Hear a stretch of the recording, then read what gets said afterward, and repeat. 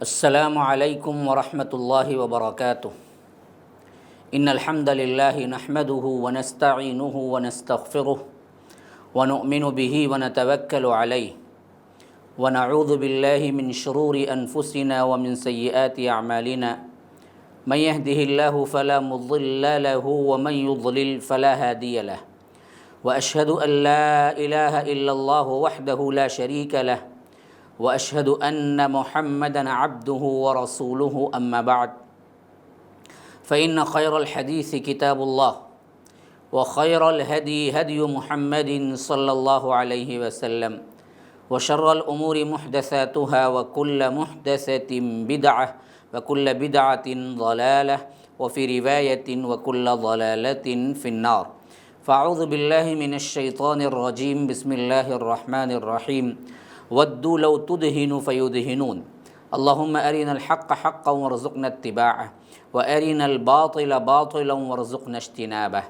اللہم علمنا ما ينفعنا وانفعنا بما علمتنا وارزقنا علما رب اشرح لی صدری ویسر لی امری واحلل عقدۃ من لسانی یفقہوا قولی۔ برادران اسلام، واجب الاحترام بزرگوں، دوستوں، عزیز ساتھیوں، لائق احترام ماؤں اور بہنوں، اللہ تبارک و تعالیٰ کے فضل و کرم سے سیرت النبی صلی اللہ علیہ وسلم کا جو سلسلہ MSLI لائف ٹی وی کے ذریعے شروع ہوا، اس کا یہ 5واں ایپیسوڈ آپ کے سامنے پیش خدمت ہے۔ گزشتہ کے درس میں نے آپ کے سامنے نبوت ملنے کے بعد اللہ کے رسول صلی اللہ علیہ وسلم نے دعوت کا آغاز کیسے کیا اور مشرکین مکہ نے کس حیثیت سے اللہ کے رسول صلی اللہ علیہ وسلم کو ایذائیں اور تکلیفیں دینا شروع کی اور کس طرح اسلام کی اشاعت میں تکالیف اور رکاوٹیں پیدا کی۔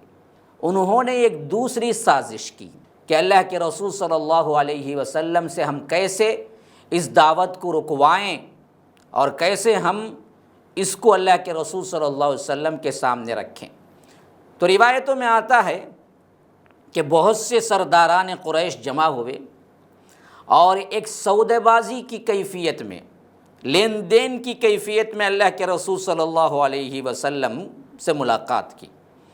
چنانچہ ابن جریر اور طبرانی کی روایت میں ہے کہ مشرکین مکہ اللہ کے رسول صلی اللہ علیہ وسلم کو یہ تجویز پیش کی کہ 1 سال آپ ہمارے معبودوں کی عبادت کریں اور 1 سال ہم آپ کے معبود کی عبادت کریں گے۔ اب بن حمید کی ایک روایت میں اس طرح ہے کہ مشرکین نے کہا کہ ہمارے معبودوں کو قبول کر لیں تو ہم بھی آپ کے خدا کو قبول کر لیتے ہیں، آپ کے معبود کو قبول کر لیتے ہیں۔ اسی طرح ابن اسحاق کا بیان ہے کہ اللہ کے رسول صلی اللہ علیہ وسلم خانہ کعبہ کا طواف کر رہے تھے کہ اسود بن مطلب بن اسد بن عبد العزیٰ اور ولید بن مغیرہ، یہ ولید بن مغیرہ وہی ہے جو خالد بن الولید کے باپ ہیں، ولید بن مغیرہ، اور امیہ بن خلف، اور یہ امیہ بن خلف بھی وہی ہے جو حضرت بلال کا آقا تھا، اور عاص بن وائل سہمی، یہ سب قریش کے سردار تھے۔ یہ سب کیا ہیں؟ اللہ کے رسول صلی اللہ علیہ وسلم جب طواف کر رہے تھے ملنے کے لیے آئے اور بولے کہ اے محمد صلی اللہ علیہ وسلم، جسے تم پوچھتے ہو اسے ہم بھی پوجیں اور جسے ہم پوچھتے ہیں اسے تم بھی پوجو، اس طرح ہم اور تم اس کام میں مشترک ہو جائیں، اور اب اگر تمہارا معبود ہمارے معبود سے بہتر ہے تو ہم اس سے اپنا حصہ حاصل کر چکے ہوں گے، اور اگر ہمارا معبود تمہارے معبود سے بہتر ہے تو آپ اپنا حصہ حاصل کر چکے ہوں گے، تو اس طرح ہم سودے بازی کر لیں گے، آپ بھی کریں اور ہم بھی کریں۔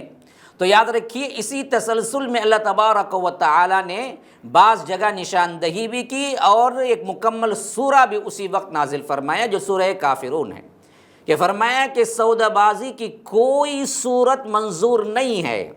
اسلام عقیدے کے اندر کوئی بھی ساز باز، کوئی بھی اس کے لیے کیا ہے، نرمی کا پہلو عقیدے میں نہیں ہے۔ اسی لیے فرمایا سورہ نون کی 9ویں آیت سورہ قلم کی، کہ فرمایا کہ وَدُّوا لَوْ تُدْهِنُوا فَيُدْهِنُونَ، اگر آپ تھوڑا سا ڈھیلے پڑ جائیں، تھوڑا سا ایکسکیوز دیں ان کو، وہ بھی تیار ہو جائیں گے۔ لیکن عقیدے میں کوئی ایکسکیوز نہیں، عقیدہ ڈنکے کی چوٹ پر بیان کرنا ہے اور عقیدے کو کبھی نہیں چھوڑنا ہے۔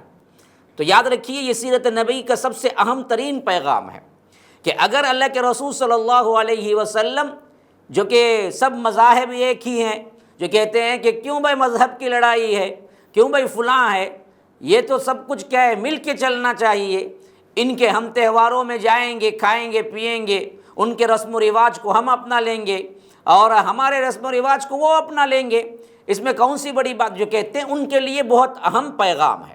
اگر ایسا ممکن ہوتا تو اللہ کے رسول صلی اللہ علیہ وسلم قبول کر لیتے، کہتے بہت اچھی بات ہے، آپ آئیں، ہمارے معبودوں کی کیا ہے، ہم عبادت کرتے ہیں اور میرے معبود کی تم عبادت کرو، مسئلہ ختم۔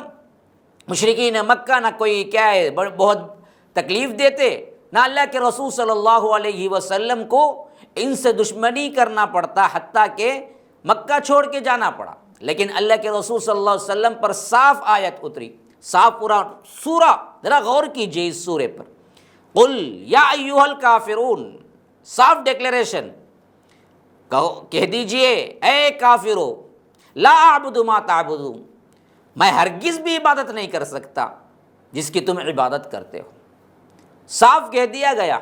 آخری آیت پر دیکھیے، فرمایا گیا کہ لکم دینکم ولی دین، دیکھو تمہارا دین تمہارے لیے، ہمارا دین ہمارے لیے، اس میں کوئی ساز باز نہیں ہوگی، اس کے اندر کوئی کمی پیشی نہیں ہوگی، عقیدے کو ہم کبھی نہیں چھوڑیں گے۔ تو یاد رکھیے عقیدے کی پختگی اللہ کے رسول صلی اللہ علیہ وسلم کے اس واقعے سے معلوم ہوتی ہے کہ توحید سے کوئی کمپرومائز نہیں، کمپرومائز ہو ہی نہیں سکتا۔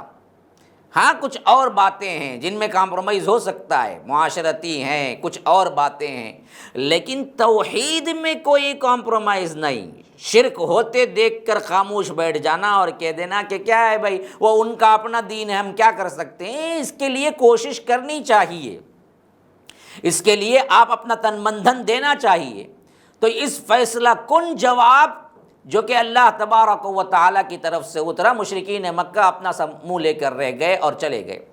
اب دراصل 4 نبوت کی ابتدا تھی، 3 نبوت میں اللہ کے رسول صلی اللہ علیہ وسلم نے اعلان کر دیا تھا، صاف دعوت کا اعلان، اور لوگوں میں بات بہت حد تک پھیل چکی، اور کمزور طبقہ خاص کر حضرت بلال، حضرت صہیب، حضرت عمار، اس طرح کے لوگ اس دعوت سے متاثر بھی ہوئے، اللہ کے رسول صلی اللہ علیہ وسلم پر ایمان لائے، اسلام قبول کیے، اور ان کے اوپر ظلم و ستم کی جو داستان ہے سب سے اہم ترین، رونگٹے کھڑے کر دینے والی، وہ داستان اسی وقت سے شروع ہوئی جب یہ لوگ استقامت کے ساتھ اس پر کھڑے رہے۔ اور یہ زمانہ 4 یعنی نبوت کا 4واں سال، نبوت کے 4ویں سال جب انہوں نے اللہ کے رسول صلی اللہ علیہ وسلم سے یہ بات رکھی، اور اسی طرح ابو طالب کے پاس جا کر بات رکھی کہ اس طرح کیا ہے، آپ ہی اپنے بھتیجے کو روک دیں، لیکن تمام کارروائیاں بیکار ہو گئی، اور اللہ کے رسول صلی اللہ علیہ وسلم نے صاف کہہ دیا کہ اس معاملے میں کوئی کمپرومائز نہیں ہوگا، میں میرا اپنا کام کرتا رہوں گا۔ تو مشرکین مکہ نے یہ سوچا کہ اگر یہ بات ہم سے نہیں ہو رہی ہے تو ہم جو لوگ اسلام قبول کر رہے ہیں، اور خاص کر اس وقت جو کر رہے تھے وہ کمزور طبقہ تھا، ایک تو غلام طبقہ تھا، یا تو وہ لوگ تھے مکے کے جن میں کوئی خاص معاشرتی حیثیت نہیں تھی، ان کے اوپر ہم ظلم کریں گے، انہی واپس لائیں گے۔ اور انہوں نے سمجھ لیا تھا کہ یہ تو کیا ہے، ابھی ابھی اسلام لائے ہیں، بس ایک مار میں پلٹ کے آ جائیں گے، اور ان کا پلٹنا سب کے لیے کیا ہے، باعث عبرت بن جائے گا۔ جو ہم ماریں گے یا تکلیف دیں گے، یہ بھی لوگوں کے لیے باعث عبرت بن جائے گا، تو کوئی آگے بڑھ کے اسلام قبول ہی نہیں کرے گا۔ تو اس پلاننگ کے تحت بہت سوچ کر مخصوص سردار اکٹھا ہوئے، جو تقریباً 25 لوگ تھے۔ انہوں نے کیا کیا، اور اس پوری کمیٹی کا جو سردار تھا وہ ابو لہب تھا۔ باہم مشورے، غور و فکر کے بعد انہوں نے کیا کیا کہ ایک اصول پیش کیا، یعنی یہ طے کیا کہ اسلام کی مخالفت اور اللہ کے رسول صلی اللہ علیہ وسلم کی تکلیف، ایذا رسانی اور اسلام لانے والوں کو طرح طرح کے ظلم و ستم سے ہم ایسا نشانہ بنائیں گے کہ یہ لوگ واپس آ جائیں گے، یا نہیں تو ان لوگوں کو جو عبرتناک سزائیں ہم دیں گے، ان کی سزائیں دیکھ کر کوئی ہمت نہیں کرے گا کہ وہ مسلمان ہو سکے۔ یہ ان کی اپنی سوچ تھی، لیکن جن کے دلوں میں اللہ نے ایمان ڈالا تھا نا، وہ پہاڑوں سے بھی زیادہ مضبوط تھے اپنے ایمان میں۔ پہاڑ ٹل سکتے تھے، لیکن حضرت بلال کا ایمان ادھر سے ادھر نہیں ہو سکتا تھا۔ ان کو اندازہ ہی نہیں تھا ایمان کس چیز کا نام ہے، ایمان کی حلاوت کیا ہے، ایمان کی میٹھاس کیا ہے۔ ایک مرتبہ ایمان اپنے دل میں اچھی طرح راسخ ہو جائے تو پھر اس کی کیفیت کیا ہوتی ہے، اسے اپنے رب کے لیے، اسلام کے لیے، اپنے ایمان بچانے کے لیے مار کھانا باعث عذاب نہیں، تکلیف نہیں، اسے راحت ہوتی تھی، اسے خوشی ہوتی تھی کہ رب کے اسلام اور رب کے دین اور رب کے ایمان کے لیے ہم نے کیا کیا، اپنے آپ کو قربان کیا۔ ان کو اس کا تصور بھی نہیں تھا کہ حلاوت ایمان کیا ہوتی ہے۔ اسی لیے اللہ کے رسول صلی اللہ علیہ وسلم نے فرمایا کہ یہ حلاوت ایمان جو چکھ لیا نا، وہ کبھی واپس سے کفر کی راستے پہ جانے کا تصور بھی نہیں کر سکتا۔ ہاں، ثلاث من کن فیہ وجد حلاوت الایمان، 3 لوگ وہ ہیں جنہوں نے ایمان کے مزے کو چکھ لیا۔ ان میں ایک کون ہے؟ جو کفر سے اسلام میں آئے، پھر اس کے بعد اسلام سے واپس کفر میں جانا اس حد تک ناگوار ہو جیسے آگ میں جانا۔ آگ میں جانا قبول کر لے سکتا ہے، لیکن واپس کفر میں جانا قبول نہیں کر سکتا۔ اگر یہ ایمان کی کیفیت آ گئی تو اللہ کے رسول صلی اللہ علیہ وسلم نے فرمایا کہ وجد حلاوت الایمان، کہ یہ ایمان کی حلاوت کو پا لیا۔ اور یہ ایمان حلاوت کو پانے والے ہی لوگ تھے جنہوں نے اللہ کے رسول صلی اللہ علیہ وسلم پر آگے بڑھ کے لبیک کا، سب سے پہلے اسلام قبول کیا۔ تو اس واسطے ان کو سب سے اہم ترین یہی لگا کہ یہ طبقہ جو کمزور ہے، اس کو مار پیٹ کے ہم اپنا غصہ بھی اتار لیں گے اور ان کو واپس بھی لے آئیں گے اور نشان عبرت بھی بنا لیں گے۔ اور دوسری طرف اللہ کے رسول صلی اللہ علیہ وسلم ان پر کسی بھی طرح کا حملہ کرنا یہ ممکن نہیں تھا، کیونکہ خواہ ابو طالب ایمان نہیں لائے تھے، قریش کے بہت سے لوگ نہیں لائے تھے، لیکن پھر بھی قبائلی عصبیت ایک ہوتی تھی اس زمانے میں، قبیلے کی اپنی ایک رسم و رواج ہوتے تھے۔ اس حیثیت سے اللہ کے رسول صلی اللہ علیہ وسلم قریش کا سب سے بہترین گھرانہ بنو ہاشم سے تعلق رکھتے تھے، گویا کہ ان پر ہاتھ اٹھانا یا ان کو ایذا دینا پورے بنی ہاشم کے لیے جنگ کی دعوت دینے کے برابر تھا، جس کے لیے وہ ابھی تیار نہیں تھے۔ اسی واسطے وہ سمجھتے تھے کہ اللہ کے رسول صلی اللہ علیہ وسلم پر ہم زیادہ دباؤ نہیں ڈال سکتے۔ کیوں؟ اللہ کے رسول صلی اللہ علیہ وسلم ذاتی طور پر بڑی شاندار باوقار شخصیت، منفرد شخصیت کے مالک تھے، دوست دشمن سبھی آپ کی تعظیم کرتے تھے۔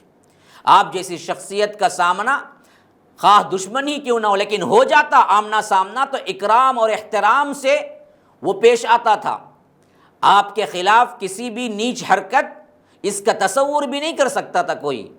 اور اس کی سب سے اہم ترین پیچھے جو وجہ تھی وہ تھی حضرت ابو طالب کی سپورٹ، کیونکہ وہ پورے قبیلے کے بھی سردار کے ساتھ ساتھ کعبے کے متولی بھی تھے۔ ان کی اپنی ایک بہت اہمیت تھی، اور انہوں نے صاف کہہ دیا تھا کہ میرے بھتیجے کو تم کچھ نہیں کر سکتے، میں بھتیجے کے دین پہ نہیں ہوں بھلا، لیکن میں ان کے کام میں پورا سپورٹ کر رہا ہوں، ان کی مخالفت میں نہیں ہوں۔ اسی واسطے انہوں نے کیا کیا، اصحاب رسول اللہ صلی اللہ علیہ وسلم جنہوں نے اس وقت اسلام قبول کیا تھا اور اس میں بھی کمزور جو لوگ تھے، ان کو دراصل سب سے اہم ترین تکالیف دینے کی سوچی، لیکن جو تکلیفیں اللہ کے رسول صلی اللہ علیہ وسلم کو ہوئی وہ بھی کچھ کم نہیں تھی۔ یاد رکھیے اللہ کے رسول صلی اللہ علیہ وسلم کو سب سے زیادہ ذہنی ٹینشن، ذہنی طور پر اللہ کے رسول صلی اللہ علیہ وسلم کو تکالیف دی گئی۔ یاد رکھیے ابو لہب وہ تھا جس کے 2 بیٹے تھے، عتبہ اور عتیبہ، اور ان 2 بیٹوں سے اللہ کے رسول صلی اللہ علیہ وسلم کی 2 بیٹیاں رقیہ اور ام کلثوم، دونوں کی ابھی نبوت ملنے سے پہلے ایک طرح کا کیا ہے نکاح ہو چکا تھا، رخصتی باقی تھی، نکاح ہو چکا تھا، رخصتی باقی تھی۔ 2 بیٹیاں رقیہ اور ام کلثوم، ابو لہب کے 2 بیٹے عتبہ اور عتیبہ۔ اس بدبخت نے اللہ کے رسول صلی اللہ علیہ وسلم سے صرف اس وجہ سے کہ اسلام اور دعوت اسلام پر اللہ کے رسول صلی اللہ علیہ وسلم نے کوئی کمپرومائز نہیں کیا، اس نے اپنے بیٹوں کو حکم دیا کہ تم طلاق دو، اور اللہ کے رسول صلی اللہ علیہ وسلم کو اپنی 2 بیٹیوں کا طلاق سہنا پڑا۔ وہ باپ ہی جانتا ہے جب بیٹی کو طلاق کا داغ لگتا ہے۔ اللہ کے رسول صلی اللہ علیہ وسلم نے اس پر صبر کیا۔ اللہ تبارک و تعالی نے اس کے بدل میں حضرت عثمان ذو النورین کو ایک کے بعد دیگر رقیہ اور ام کلثوم کی شادی کروا دی۔ ہاں، وہ کہاں خلیفہ ثالث، جنت کی خوشخبری پانے والے، بار بار پانے والے، یہ مقدر میں تھے۔ اللہ کے رسول صلی اللہ علیہ وسلم نے حضرت عثمان کو ایک کے بعد دیگر اپنی دونوں بیٹیاں تھیں۔ اسی طرح اللہ کے رسول صلی اللہ علیہ وسلم وہی زمانہ تھا جب دوسرے صاحبزادے پہلے قاسم نام کے پیدا ہوئے تھے، جو سب سے پہلے بیٹے ہیں، یعنی حضرت زینب سے بھی بڑے تھے۔ لیکن جب نبوت کا ابتدائی زمانہ تھا، یہی وہ زمانہ تھا جب حضرت عبداللہ پیدا ہوئے، دوسرے بیٹے، اور یہ بہت کم عمر، بچپن ہی میں پھر ان کا بھی انتقال ہو گیا۔ تو یہ ابو لہب ہی تھا۔ اس کو اس قدر خوشی ہوئی، وہ دوڑتا ہوا اپنے دوستوں کے پاس پہنچا اور یہ کہا کہ محمد تو صلی اللہ علیہ وسلم ابتر ہو گئے، یعنی نسل بریدہ ہو گئے، دم کٹا جسے کہتے ہیں، کیونکہ پہلے ایک جو نرینہ اولاد تھی حضرت قاسم، ان کی بھی وفات ہو چکی تھی، اب یہ دوسرے بیٹے پیدا ہوئے، ان کی بھی وفات ہو گئی۔ تو اس نے آ کے خوشی سے کہا کہ اب تو کیا ہے، اللہ کے رسول صلی اللہ علیہ وسلم نعوذ باللہ ثم نعوذ باللہ، نسل نہیں چلے گی، ان کی تو کوئی نرینہ کوئی کیا ہے مرد بچہ ہی نہیں ہے، اولاد ہی نہیں ہوئی۔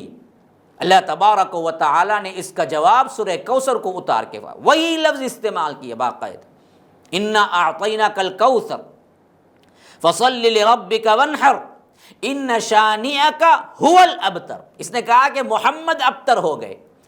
ابتر کا مطلب ہے نسل بریدہ، جس کی نسل نہیں چلتی ہے، یا ابتر کا ایک مطلب لغوی اعتبار سے ہے جس کی دم کٹی ہوئی ہوتی ہے، یعنی جس کی نسل آگے نہیں جاتی، اس حیثیت سے دم کٹا ہونا بھی کہہ سکتے ہیں محاورتاً۔ تو یہی وہ لفظ ہے جو اللہ تبارک و تعالی نے سورہ کوثر میں لایا اور بہت بڑی خوشخبری کے ساتھ لایا۔ یہ بدبخت آپ کو کہتا ہے کہ آپ ابتر ہیں، آپ کی نسل نہیں چلے گی۔ یاد رکھیے اللہ تبارک و تعالی نے اتنی بڑی عظمت اور اتنی بڑی خوشخبری دی، فرمایا کہ انا اعطیناک الکوثر، اللہ کے رسول صلی اللہ علیہ وسلم ہم نے تو آپ کو کوثر عطا فرمائی ہے۔ کوثر وہ نہر ہے جو اللہ کے رسول صلی اللہ علیہ وسلم اپنی امتی کو اس میں سے پانی پلائیں گے۔ ہاں، یہ ہم نے آپ کو دی، تو ان کی باتوں پر آپ تھوڑا سا بھی مائل نہ ہوں، رنجیدہ نہ ہوں۔ فصل لربک وانحر، اللہ کے لیے نماز پڑھیے، اللہ کے لیے قربانی کیجیے۔ ان شانئک هو الابتر، بے شک آپ کا جو دشمن ہے ابتر ہے، وہ دم کٹا ہے، وہ نسل بریدہ ہے، اس کا نام و نشان مٹ کے رہ جائے گا۔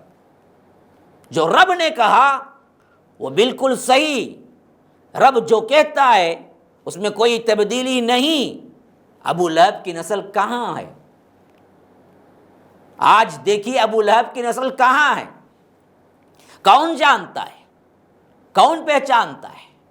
اللہ کے رسول صلی اللہ علیہ وسلم کی نسل قیامت تک رہے گی، جبکہ نشانیوں میں سے ہے حضرت مہدی اللہ کے رسول صلی اللہ علیہ وسلم کی نسل سے آئیں گے، جب تک وہ نہیں آئیں گے قیامت قائم نہیں ہوگی۔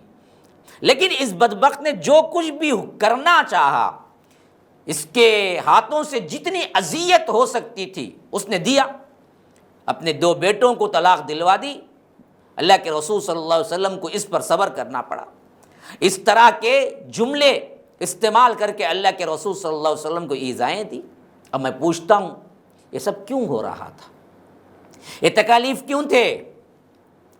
لا الہ الا اللہ اس توحید کے کلمے کے لیے تھے۔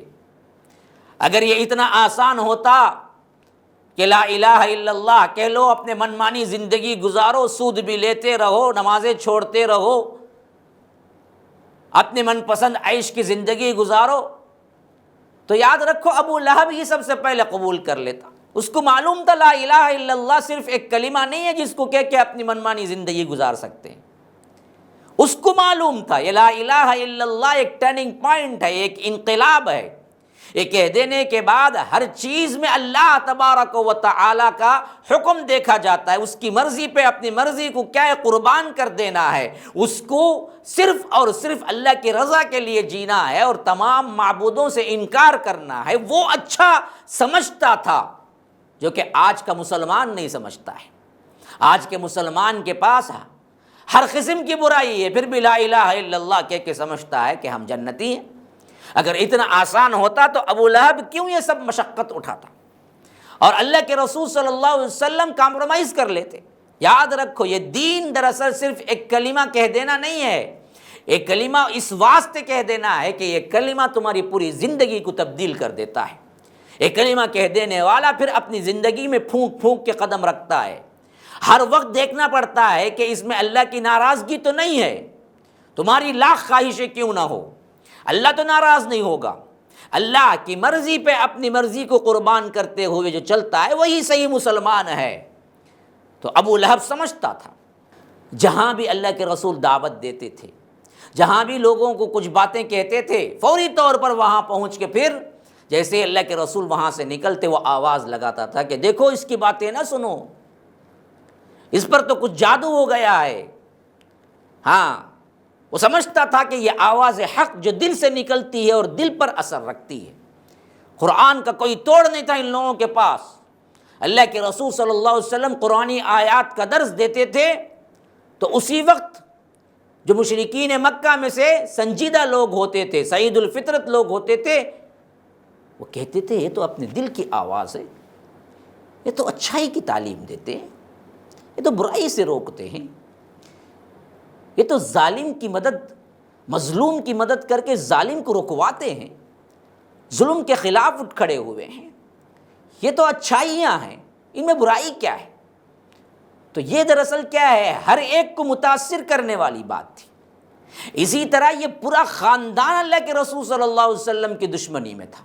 ابو لہب کی بیوی ام جمیل تھی جس کا نام عروہ بھی آیا ہے، جو حرب بن امیہ کی بیٹی تھی اور ابو سفیان کی بہن تھی۔ تو وہ نبی صلی اللہ علیہ وسلم کی عداوت و دشمنی میں اپنے شوہر سے بھی زیادہ آگے بڑھی ہوئی تھی۔ روایتوں میں ہے کہ اللہ کے رسول صلی اللہ علیہ وسلم کے راستے میں دروازے پر رات میں کانٹے بچھا دیتی تھی تاکہ اللہ کے رسول صبح سویرے نکلیں تو ان کانٹوں کی وجہ سے اللہ کے رسول صلی اللہ علیہ وسلم کو سخت تکلیف ہو، اور بڑی زبان دراز بھی تھی، اور اسی طرح جھوٹ سے اللہ کے رسول صلی اللہ علیہ وسلم کو متہم کرنا، ان سب سے آگ بھڑکانا، خوفناک چیزیں لانا، یہ تمام اس کا شیوا تھا جس کو اللہ تبارک و تعالی نے کہا حمالۃ الحطب۔ حمالۃ الحطب کا مطلب ہے لکڑیاں ڈھونے والی، لکڑیاں ڈھونے والی۔ کیوں یہ لقب دیا؟ وہ حد سے زیادہ بد کلامی کرتی تھی، حد سے زیادہ بد کلامی کرتی تھی۔ جب اس کو معلوم ہوا کہ سورہ لہب نازل ہوئی ہے اور اس میں اس کے شوہر کے بارے میں اللہ تبارک و تعالی نے جو فرمایا کہ تبت یدا ابی لہب و تب، کہ ابو لہب کے ہاتھ ٹوٹے وہ ہلاک ہو، مذمت بیان ہوئی ہے، تو یہ تلاش کرتی ہوئی خانہ کعبہ کے پاس پہنچی، اور مسجد حرام میں اس وقت اللہ کے رسول صلی اللہ علیہ وسلم تشریف فرما تھے اور ساتھ میں صدیق اکبر بھی تھے، کہ یہ مٹھی بھر پتھر ہاتھ میں لیے اللہ کے رسول صلی اللہ علیہ وسلم کو ڈھونڈتی پھر رہی تھی، یہاں تک کہ اللہ تبارک و تعالیٰ نے اس کی آنکھ کو پکڑ لی، وہ دیکھ نہیں پا رہی تھی۔ اللہ کے رسول صلی اللہ علیہ وسلم بالکل سامنے کھڑے ہوئے تھے اور یہ ڈھونڈتی پھر رہی تھی اپنے ہاتھوں میں چند مٹھی بھر پتھر اٹھا کے، چند کنکریاں اٹھا کے، اور سامنے سے ڈھونڈتی یہاں تک کہ حضرت ابو بکر کو دیکھ رہی تھی، لیکن پاس میں کھڑے ہوئے اللہ کے رسول صلی اللہ علیہ وسلم کو نہیں دیکھ رہی تھی۔ اللہ نے اس کی نگاہ کو پکڑ لی۔ اس نے سامنے پہنچتے ہی حضرت ابو بکر صدیق سے سوال کیا، کہاں ہے تمہارا ساتھی؟ کہ میری مذمت میں، میرے شوہر کی مذمت میں محمد نے کچھ کہا ہے، کیونکہ ان کا اعتقاد یہی تھا نا کہ اللہ کا کلام نہیں، یہ اللہ کے رسول کا کلام ہے۔ تو یہ کلام جو اترا تھا سورہ لہب، تو اس نے کہا کہ اللہ کے رسول نے میرے مذمت میں کچھ کہا ہے، میرے شوہر کے مذمت میں کچھ کہا ہے۔ بخدا اگر میں اس کو پا گئی، یعنی میں نے دیکھ لیا، میں نے پا لیا اللہ کے رسول صلی اللہ علیہ وسلم کو، تو اللہ کے رسول صلی اللہ علیہ وسلم کے منہ پر ان پتھروں سے میں ماروں گی، نعوذ باللہ ثم نعوذ باللہ۔ پھر اس کے بعد وہ اچھی فصاحت و بلاغت کے ساتھ شاعرہ بھی تھی، تو اس نے کہا کہ اچھا، ایسا کلام اس نے پیش کیا ہے جس میں میرے شوہر کی مذمت ہے، تو میں بھی اس کے لیے جواباً کچھ باتیں بنائی ہوں، جواباً کچھ اشعار۔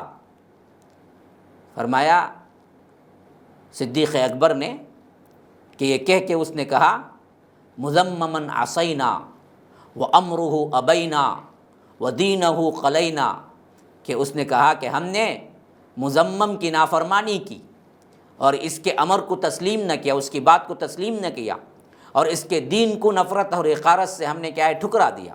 اس کے بعد وہ چلی گئی۔ ابو بکر رضی اللہ عنہ نے کہا کہ یا رسول اللہ صلی اللہ علیہ وسلم، کیا اس نے آپ کو نہیں دیکھا؟ آپ نے فرمایا نہیں، اس نے مجھے نہیں دیکھا، اللہ نے اس کی نگاہ پکڑ لی۔ اور یہی روایت ابو بکر بزار نے بھی یہ واقعہ نقل کیا ہے، اور اس میں اتنا اضافہ ہے کہ جب ابو بکر کے پاس کھڑی ہوئی تھی تو اس نے یہ بھی کہا کہ ابو بکر، تمہارے ساتھی نے ہماری مذمت کی ہے، ہجو بیان کی ہے۔ ہجو اصل میں کیا ہے، ایک شاعری کی ایک صنف ہے جس میں لوگوں کی مذمت کی جاتی ہے، جیسا ہم مرثیہ کہتے ہیں جو مرنے والے پر پڑھا جاتا ہے، نعت کہتے ہیں جس میں کیا ہوتا ہے کہ تعریف ہوتی ہے، جس میں آ کر اللہ کے رسول کی تعریف ہوتی ہے تو وہ نعت ہے، حمد ہے تو اللہ تعالیٰ کی تعریف۔ تو خاص اصناف ہیں شاعری کے اندر، اس میں ہجو خاص طور پر جو مذمت کرتے ہیں اس کو کہتے ہیں۔ تو اس نے کہا کہ تمہارے ساتھی نے کیا ہے، ہماری ہجو کی ہے، ہماری مذمت کی ہے۔ تو ابو بکر نے کہا کہ نہیں، اس عمارت کے رب کی قسم، نہ وہ شعر کہتے ہیں، نہ اس پر ہجو کرتے ہیں، نہ وہ اس پر زبان پہ لاتے ہیں، یعنی اس طرح کی باتیں تو اللہ کے رسول کی شان کے بھی لائق نہیں ہیں۔ اس نے کہا کہ تم سچ ہی کہتے ہو، دل سے مانتی بھی تھی کہ اس بات صحیح بھی ہے۔ پھر اس کے بعد وہ چلی گئی۔ تو بعض روایتوں میں یہ باتیں بھی ہیں کہ اللہ کے رسول صلی اللہ علیہ وسلم سے پوچھا گیا، اللہ کے رسول آپ کو اس نے ایسا کہا؟ تو اللہ کے رسول صلی اللہ علیہ وسلم نے کہا کہ اس نے مجھ کو کہاں کہا؟ اس نے تو کہا کہ مذمم، کیونکہ اصل میں محمد کہنے سے ہی کیا ہوتا ہے، اللہ کے رسول کے نام کے اندر ہی اللہ کے رسول کی تعریف تھی۔ محمد کا مطلب ہے تعریف کیا ہوا، تعریف کے لائق۔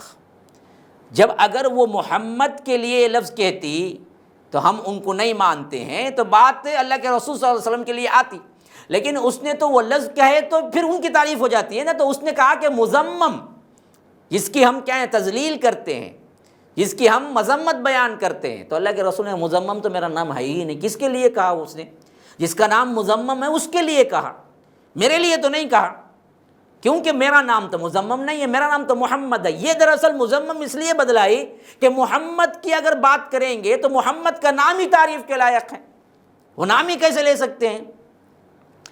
کیسے اللہ تبارک و تعالیٰ نے اللہ کے رسول صلی اللہ علیہ وسلم کے نام سے کس طرح دشمنوں کو کیا ہے، جلن ہوتی تھی، اور کس طرح وہ لوگ نام لینے سے بھی کتراتے تھے۔ ایسے ہی شیعہ کا بھی معاملہ ہے، بدبخت حضرت عمر کے نام لینے سے بھی کتراتے ہیں۔ اب اس کے بعد اللہ کے رسول صلی اللہ علیہ وسلم کے صحابہ کو کیا کیا سہنا پڑا، جو آج بیٹھے بیٹھے کیا ہیں، بہت سے صحابہ کی شان میں گستاخی کرنے والے نکل چکے ہیں، اور بعد کی باتیں جو لے آ کے اللہ کے رسول صلی اللہ علیہ وسلم کے صحابہ کی شان میں گستاخی کرتے ہیں۔ ان بدبختوں کو پتہ نہیں کہ اسلام لانے کی پاداش میں اور اسلام کے لیے انہوں نے کیا کیا قربانیاں دی ہیں، انہوں نے اسلام کے لیے کیا قربانیاں دی ہیں، وہ انشاءاللہ میں اگلے ایپیسوڈ میں آپ کے سامنے پیش کروں گا۔ تب تک کے لیے اجازت دیجیے، وآخر دعوانا الحمد للہ رب العالمین۔